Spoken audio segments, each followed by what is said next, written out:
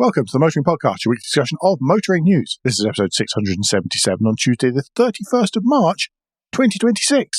Hello, I'm Alan. Hello, I'm Andrew. And this week you'll hear us talk about how bad two companies are feeling. In new car news, you will wonder if small and light is the future for cars. And in points of interest, you will learn just how dirty one road is. But first, we have some follow-up. And the big news this week so far is that the Financial Conduct Authority has finally decided to explain the details of the redress compensation scheme for the finance mis-selling for car buyers. It's not really finally. This is the date they said they would do it. The lending side of this came back with lots of, that's not very fair. Of course they did. Most of it, well, yeah, obviously, most of it the FCA has chosen to ignore and has sided with the consumer.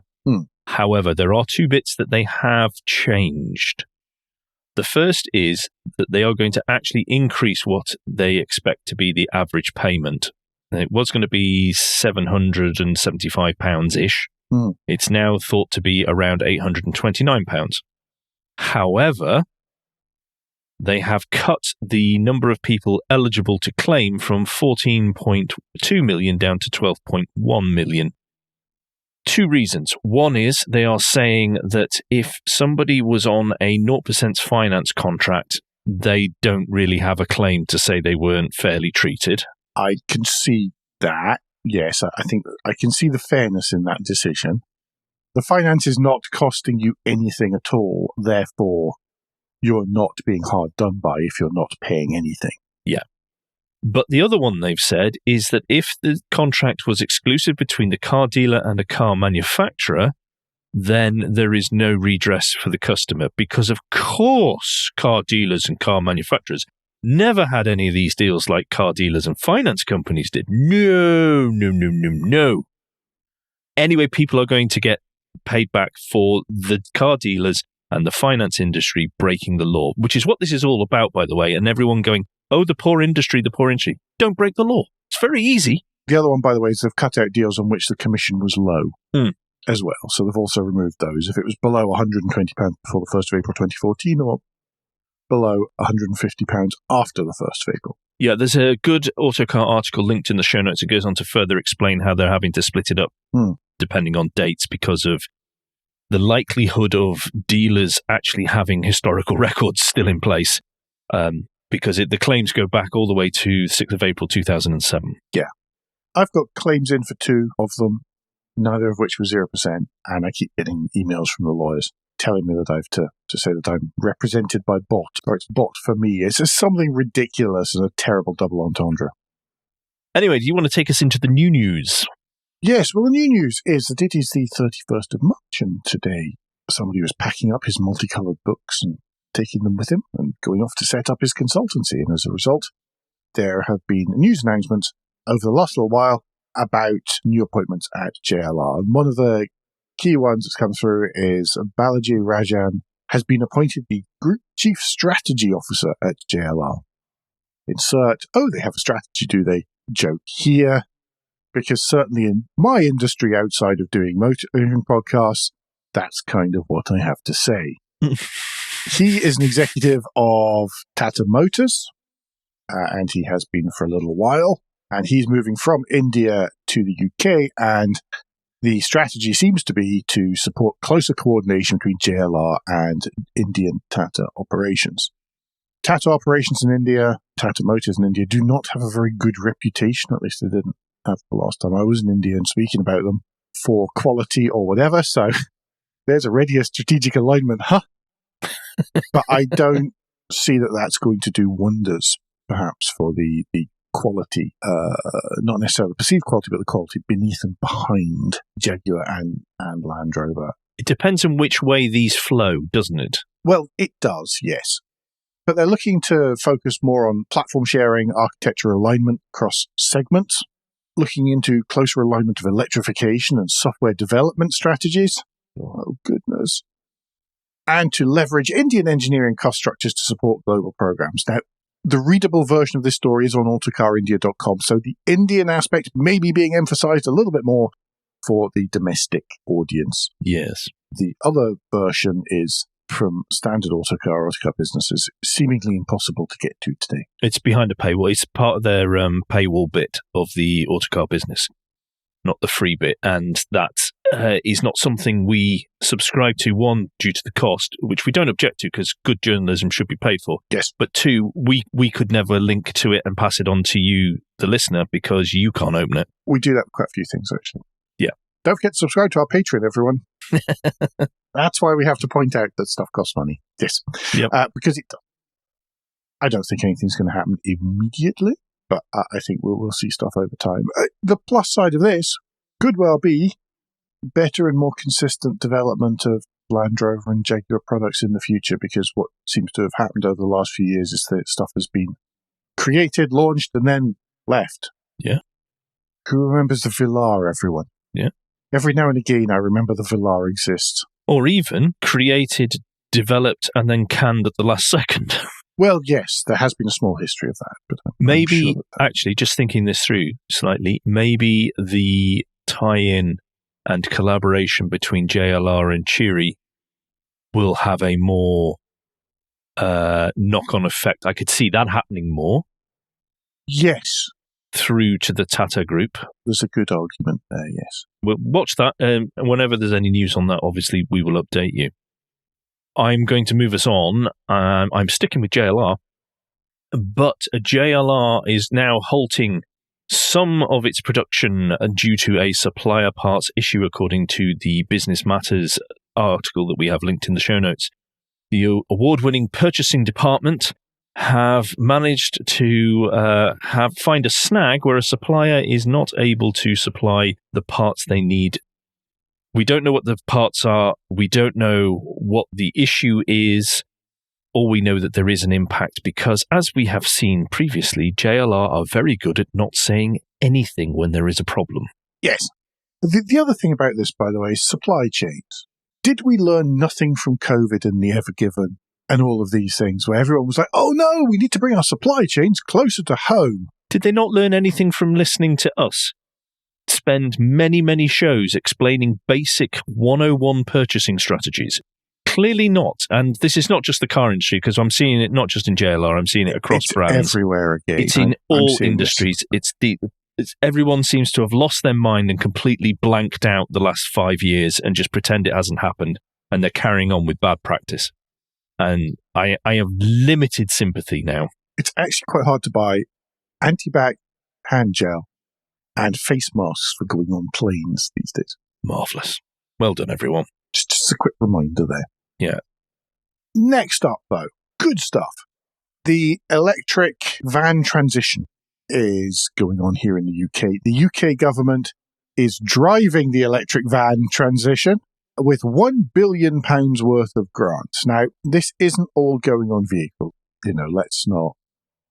A fair chunk of it will do. There's two schemes, isn't there, that they're splitting this between?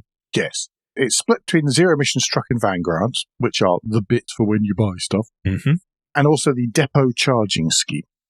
They're trying to tackle this in two different directions. One by helping to soften the upfront cost of electric commercial vehicles, and the other one by making access to charging much easier. Yeah. Both of those are massive, massive issues. Yeah. So it's not just, when it says depot charging scheme, it's not just for companies in depots. It's also businesses and public authorities can also save up to £1 million each, really, or 70% cost when they're installing charging infrastructure for vans, coaches, and EHGVs as well. Expect it with sort of grants a bit like that. I know this is happening already with GridServe, but expect to start to see things on charging infrastructure appear along more motorways, motorway service stations and that kind of thing, because you can bet the service station providers will be hopping on the bandwagon. Yeah, there has been in the past month or so quite a few of these articles out that just haven't made it into the show because those shows have been packed. But yeah, there is an increasing number of charging points being put around basically the trunk roads to trunk network of the UK, or of England, certainly. I presume Scotland is doing something similar. Who can tell? As long as it's different from what England's doing, then the government will be all for it.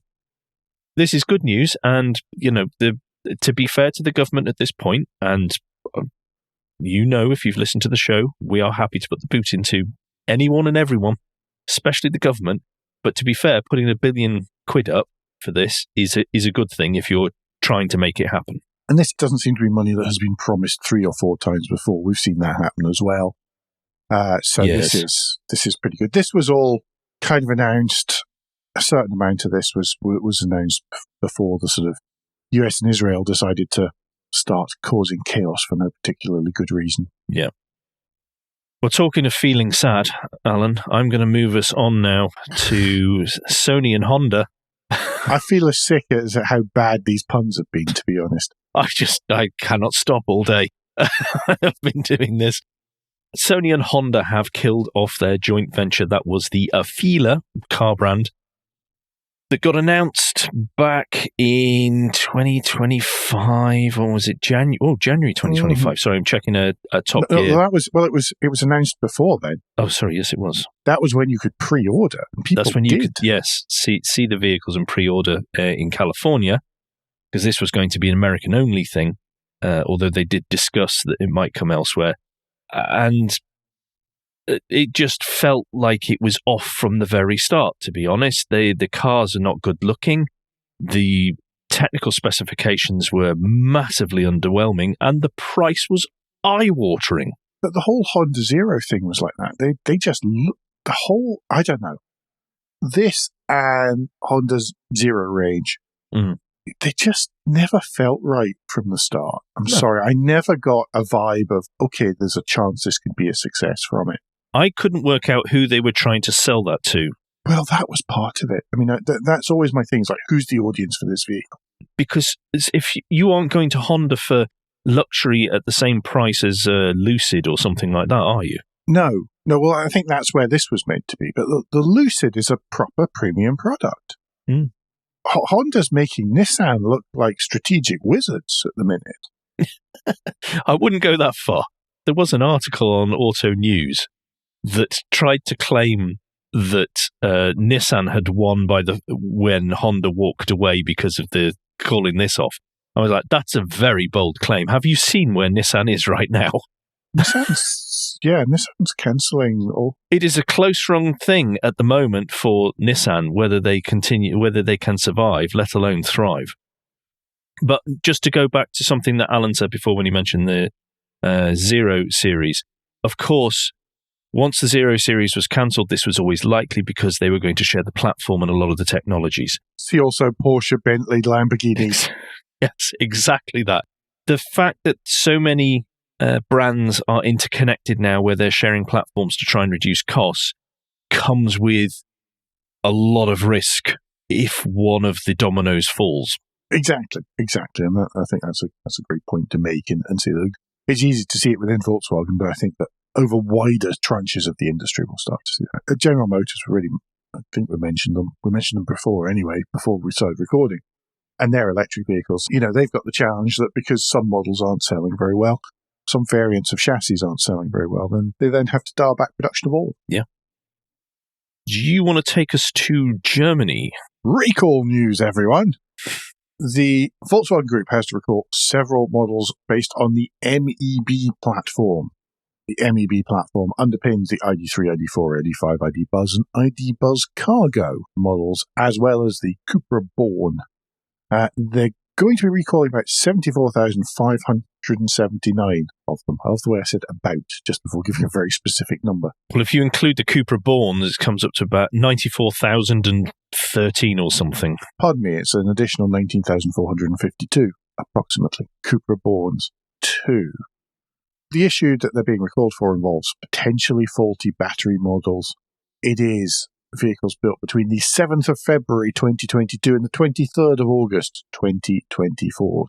Some of the earlier versions of some of those models and some of the later ones of some of the others. Volkswagen wants to recall it. They're going to install a software update which will inspect the high voltage battery modules, and any that are found to deviate from specifications will be replaced. Again, recalling, big chunk of them, don't know how many are actually affected, but they'll have a better idea after this software update. Yeah. They're saying that the non-compliant batteries can lead to reduced driving range and trigger a yellow warning light. Plus also there is the risk of fire, and it's interesting to see the word fire as opposed to thermal event for a change. It is, that's true. That might just be electrive, bring that one through. And just to be clear, there has been no reports of anyone being injured or there being a fire, by the way, so we just need to make that crystal. Yes. This is completely preventative and has been found through general testing. This has not been found because there's been an incident out in the real world. Mm-hmm. All the same, we've got one of those models that I listed very quickly earlier on. Then do have a little word with the service department in your dealer and find out if it falls within those boundaries and stuff. Yep. I'm now going to take us back to Blighty. And news is coming to us that Bring a Trailer is coming across from the US to start auctions to the UK collector market over here. And I have heard of Bring a Trailer, but I have not looked into them in any way because, one, it was America, two, I'm not in the market for a car. So I had very limited interest in it. However, when I read through this motoring research article, I'm wondering what this brings that we don't already have from multiple outlets. No, the thing about Bring a Trailer is that it's synonymous across the internet for online car auctions. Mm-hmm. And online car auctions of unusual things, really. And it was one of the first. It was established in 2007, again, in the US, and before any of the sort of what we'd now think of as UK competitors. So very strong brand, very well-known brand. But other than that, I can't see what they're going to bring that, frankly, 3, 4, 5 other groups don't already provide here in the UK. 5-10 years ago, offering to take professional photographs, help write the description in a way that will sell and that sort of thing would have been innovative. Mm. But it seems to me almost everybody does that now. Yeah. I mean, or at least offers it, anyway. Yes. There's Car and Classic does it. I want to say Collecting Cars. I don't think Piston Heads does it. Piston Heads does it. Because we know people who do that for them. Yeah. And the one that was bought by Bonhams, or by the big auction house, does it as well. We know people who write for them as well. There's a whole bunch in the UK that provide this same service. I think they're trying to muscle in just by having such a well-known brand. And, right at the minute, they're going in at a cost from £79 to list your car. If you want on-demand photography, it's £239. And then on top of that, it's 5% the final sale price, up to £5,000 for the sale. But, right at the minute, seller fees are all being waived, and it's basically half price for the photography auction. Mm-hmm.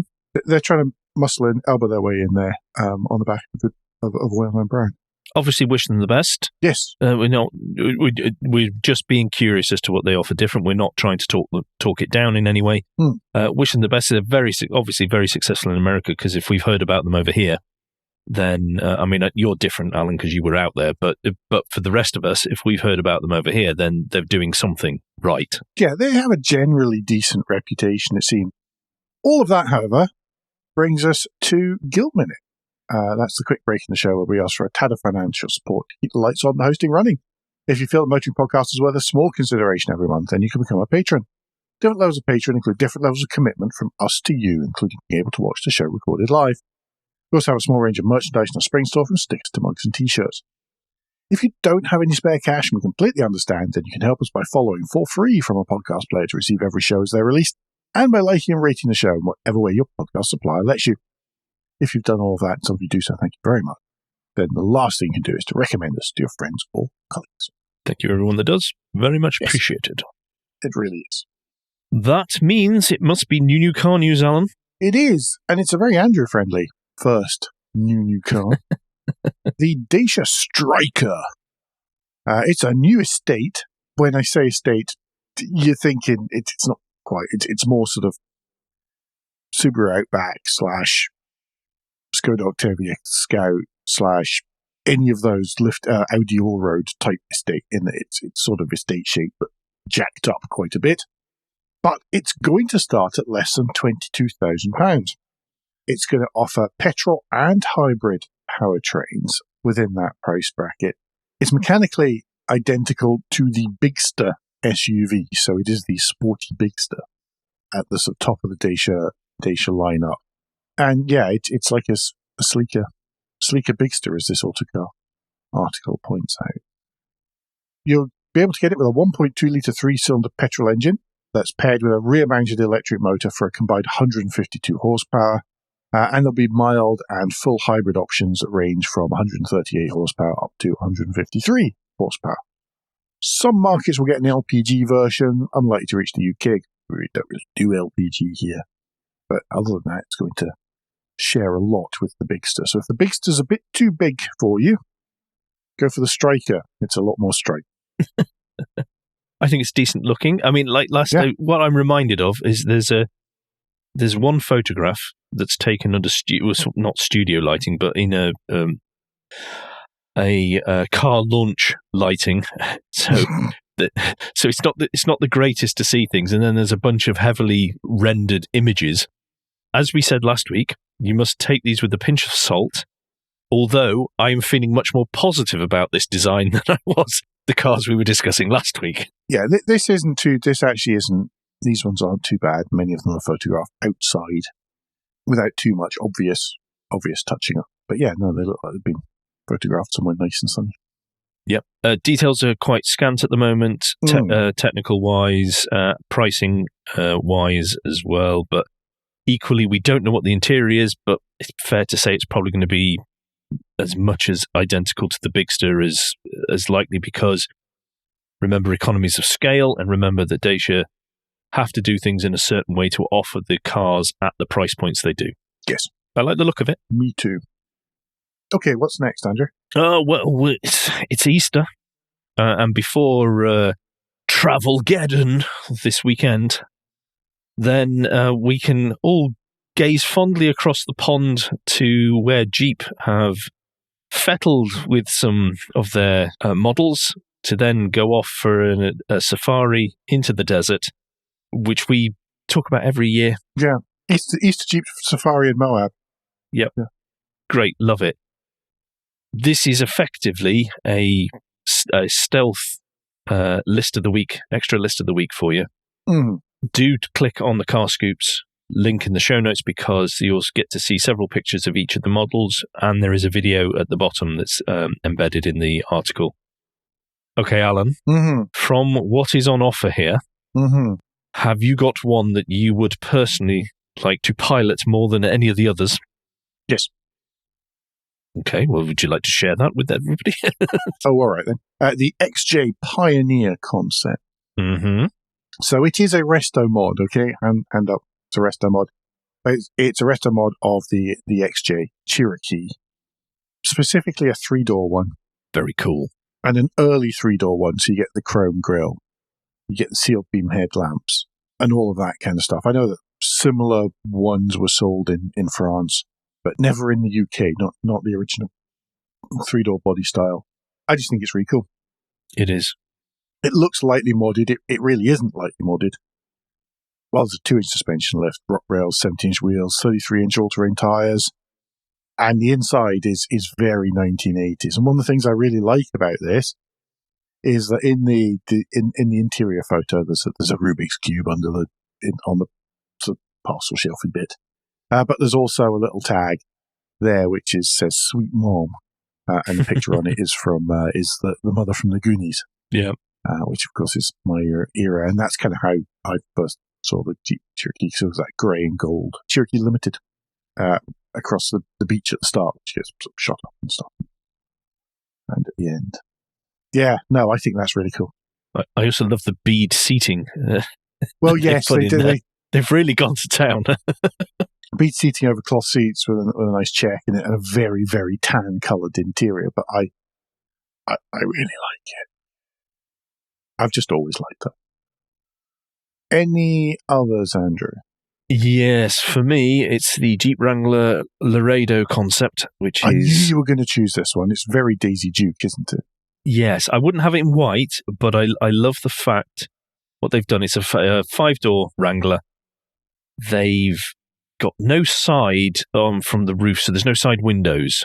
but there is the doors. You can see that there's obviously a roll cage in there, and then they've got this fold back. I was going to say canvas. It won't be canvas or whatever the material. Be something like that. Yeah, but a material rather than metal roof, so you can have the open air experience. But for me, what really hits home, it's the interior trim, isn't it? The interior trim, because my parents have original artwork. Well, they have original rugs in their house that they have brought back from America when we lived there that are incredibly similar to this, and it's brought back tons of memories. I think it's fabulous. I love that they play around with all these. I mean, this year they've even had a go at the Wagoneer Commander. Yeah. There's not much they could do with that, but they've had a play. And to be fair, it looked like it was doing fairly decent off-roady stuff in the pictures.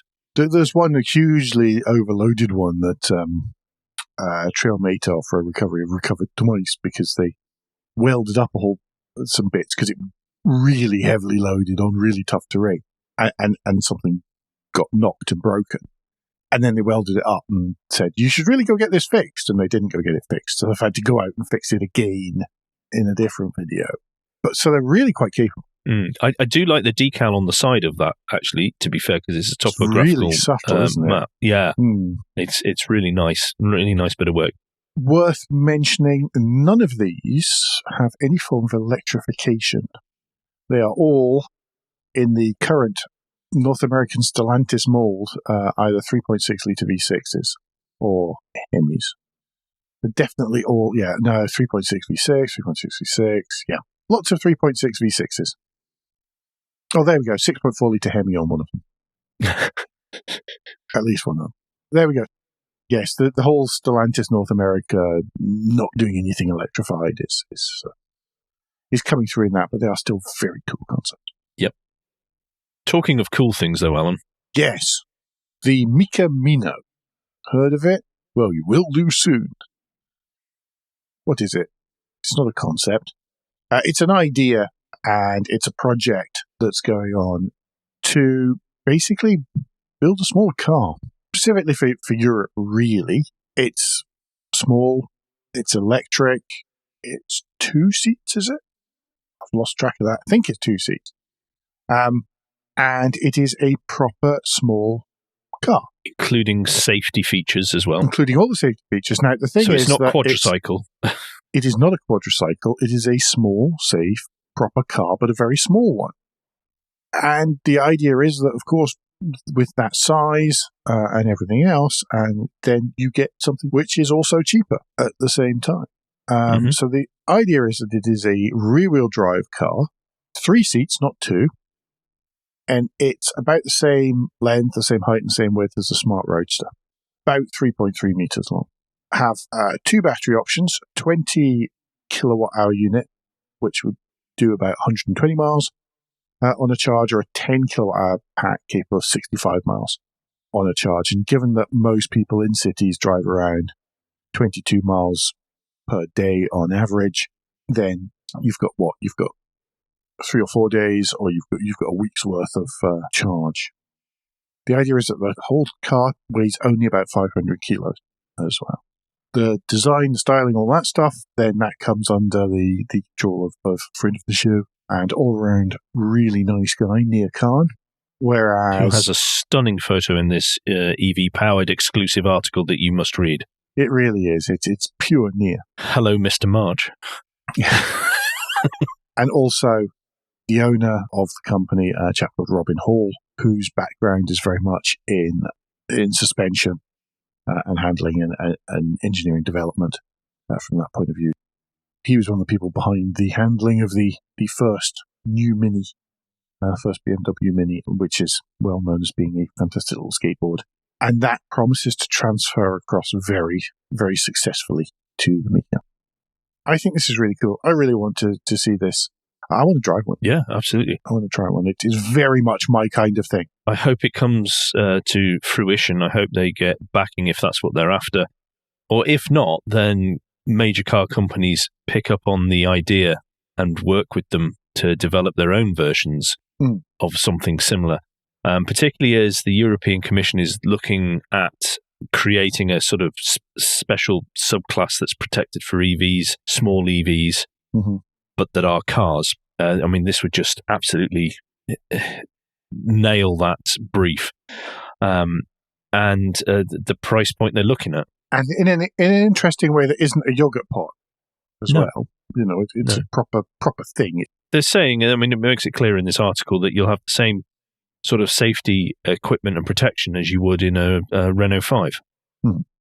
I mean, my only disappointment with the design is that the windows don't reflect some of the other vehicles that Near's done, and they don't follow you around the room. I mean, he's designed them properly for the consumer, which is, you know, how dare he? You can actually see out of them, yeah. Yes. They're not nearly thick enough, Near. No, but do click the link in the show notes. Have a look at this. It's a fascinating idea. I love the philosophy behind it. Like I said, I hope it comes to fruition. I hope that we get models out on the road. And like Alan, I'd love to give one a spin. The car industry has to start educating people on, look, you don't actually drive that much. You do not need something that can do 500-mile range. Blooming difficult to do that. Because that's enormous. It's not helping anyone, and it costs a fortune. But I go to Skegness once every 6 months. I need to be able to drive that. We've got to flip that marketing. I know. From what it has been for years. So the size of the petrol tank. Yes. You know, people are selling cars based on the size of the petrol tank. Yep. Moving on then, points of interest. First up, of course, lunchtime read. And Andrew, you chose this one from Driven to Write. Yes, it's been a while since we've recommended Driven to Write. Nothing wrong with what Driven to Write have done at all. But this one really, felt like it hit home to me somewhat. I know I have been particularly guilty of saying that a lot of modern cars and how the vast majority of people who are buying them approach them like they're an appliance. They're a white good. They just need it to do a job. There's no emotional attachment. Okay, if it's got a particular badge, that's a tick. Can they afford it? That's a tick. And outside that, no, they're not really thinking. That's not the case from car manufacturers. They aren't creating cars thinking they're an appliance. Except for once when someone thought, hang on, what if we do?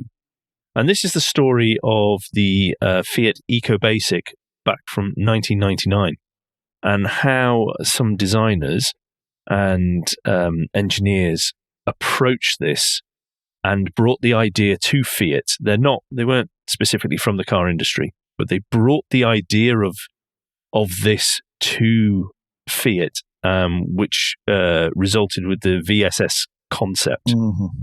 And I think it's fascinating. I think it's a fascinating view into somebody outside the car industry looking at what they perceived were the problems and what solutions they could provide for them. And I think some of it is sort of translating and I think we will be going back with the circular economy, going back to that sort of thinking a lot. Yes. I remember where I've seen the EcoBasic now. Okay, where did you see the EcoBasic? Because if it was 1999, then it was when I was at uni, and it was just about the time that we were doing my course. There was one project that every year group went through, and there was always one, and it was a vehicle. It was an automotive project or some form of vehicle. Didn't have to be automotive. I saw it at the London Motor Show that year. Yeah, okay. That's where it was. I was trying to rack my brains. Since we were chatting before the show, I'm trying to rack my brains when I saw it, and that will absolutely land in it. It must have been on the Fiat stand at the London Motor Show that year. And I took a whole load of pictures, kind of lost to posterity now because they were like physical, so I have no idea where they are. They'll be in a box somewhere. And it's really cool and really different. So when this comes out and you're doing a product design course, then this is something that's interesting. This is something that's different. And it's a challenging wee thing to look at. Some of the comments down below, people go, oh, this is terrible looking. And it's like, it wasn't about the looks. Absolutely wasn't about the looks. It was about the practicality. Well, it says it in one of the things here. It says styling is non-styling on the Eco Basic. That's one of the marketing things. Yeah, exactly that. This was really interesting, and that's why I had looked into it in so much detail. I completely forgot that it came out when I was doing an automotive project. Yeah, very cool. Go have a read, please. Yeah, please have a read. It's so good. Also, have a little bit of look at the 1981 Fiat VSS prototype and think what that probably reminds you of. And it's not a Fiat. Yes. All right. Do you want to take us on to the list of the week? List of the week this week comes from Top Gear. And it's been written by Tom Ford. And it is part of the best ever concept cars kind of group of lists. And it's the 20 greatest wedges. Now, we need to move off some of the supercar type lists because there were quite a lot of familiar wedges in here. And I had to double check that we hadn't included this before, which we definitely haven't. There are 20 awesomely cool cars. I have chosen mine. Andrew, what is yours? I will ask the ladies and gentlemen to scroll down to number 17 in your pack for the Citroën Carène. Yes. Now, this is wedged, but not in the same style as you would expect. It's not a wedge, it's a pyramid. Frankly, it's like driving around in one of the pyramids from the Louvre. But I love the seating arrangements. I love how brown it is. The glass is brown. The body panels are brown. The interior is brown. The wheel trims are brown. It's the brownest thing ever. But I love how much glass. What it reminds me of is 80s sci-fi. This is the future of our transportation. It's that sort of vibe about it. Oh, it is. And it's a 1980 concept as well. But this is so, I mean, it is so, it could not be more 1980s French. You can bet. I'll bet when they showed this off, or if there were any press pictures at the time, they involved ladies, and they were dressed in metallic brown cat suits, and they were posing on it as if they're looking off across Mars or something. I would put money that that's how they did it, because that's 1980s French stuff. Yeah. I think it's fantastic. I think it looks amazing. I love everything about it. Okay, then. All right, enough of me before I keep going. It's fantastic forever. Yes. What have you chosen? Where do we need to scroll to? Only one. And you only need to scroll to number 18, which is the Insomnia Dome Zero P2. Oh, the wiper. Yeah, the wiper's quite cool. Oh, my word. Hubnut. Ian Seabrook would be having palpitations over that. There is massive pantograph involved in that wiper. I have a toy one of these. That's why I have a soft spot for it, with pop-up lights. The Dome Zero concept originally was unveiled in 1978 at the Geneva Motor Show, but it then went on. And was developed a bit more. Some were even made. It's got 2.8 litre, 145 horsepower Nissan Straight 6, which sounds like it probably came straight from the 200ZX. It should have weighed under a ton. Wow. They're very cool. It's just like someone says, draw me a 1970s, 1980s concept car. You're going to basically draw that. What you can't see here are the rear windows on the buttresses, which curve round, and then there's a gap in the middle, and then like a Countach, but it's more glass. Those headlights look massive. I think they are. Well, I think from memory, they don't go all the way up. They just go partway. Okay, but that's a huge amount of metal they've cut out of the. It looks amazing. It's so cool. It is an absolute classic wedge as well. I mean, not quite a wedge in all four or five directions like the Citroën Carène was that you chose, but it's pretty impressive. I'm getting Stratos off the front window. It's an awful lot of Stratos off the front window. Yeah, it's very similar. Awesome, I never thought it was real. I just thought it was a made-up thing for that toy car, which I've had for decades, until a couple of years ago when I realized it's actually a real thing. Yeah, there's 20 options. We've given you 2. There's some fabulous stuff in here. There's some of the usual suspects as you would expect. So do click the link in the show notes and have a little good gander yourself and decide which you personally would prefer out of that lot. By the way, the other 18 are awesome too. So please don't say that because we didn't choose them didn't mean we didn't want to. No. Now I will take us on to the and finally. And listener discretion at this and finally. It's not. There's no naughty words at all in this and finally. Auto Shenanigans has a video out that is titled, "Why are there so many adult stores on the A1 motorway?" ? And this, having had to travel on the A1 a lot recently, I was struck myself by not only the litter that is in the verges, but also how every seemingly 15 miles or so there is an adult store on one side of the carriageway or the other for some reason. Yes, it's great. It's a really fun video, and it is. I'm not sure I'd say it's watchable with all of the family, but there are no naughty words. There's a lot of double entendre, but there's no naughty word. Because, you don't want to get demonetized in these things. Yeah, it's quite something. But weren't you saying in this video, Sniff Petrol has provided some music? Yeah, there is. Richard Porter was working on, he mentioned on social media that he was working on a song called Why Are There So Many Adult Stores on the A1? And John Shenanigans had spotted this and emailed him and said, "Can we use some of it?" He went, "Yeah, of course," because nice people are nice. You get John Shenanigans and you get Richard Porter as well on this one. Oh, well, double whammy. What more could you ask for? I don't know. Well, Alan, I think that's us kicking and screaming to the end of this week's news. Yes, it absolutely is. Nothing specific to say really, other than that we'll be back same kind of time next week. And if that's all the announcements, then obviously don't forget that we'll be back next week. And between now and then, you can give us any feedback and share your thoughts for the show at motoringpodcast.com on Blue Sky, at motoringpodcast on Instagram and Facebook, and on the contact page of www.motoringpodcast.com, the hub of all our activities. Remember, you can support us financially via Patreon, and please leave a review and rating on Apple Podcasts, YouTube, or however your podcast app lets you do such a thing. Andrew, what's the best way to get in touch with you? Smoke, mirrors, flying pigs. No, probably the best way to get in touch with me is Ouija board at the moment. However, I occasionally look at LinkedIn. I'm not on Blue Sky, although if you wish to follow me there, there may be a point in the future I look again at that place without being deeply irritated by so much. And Alan, because you're far more sociable than me, what is the best way for people to get in touch with you? Go that far.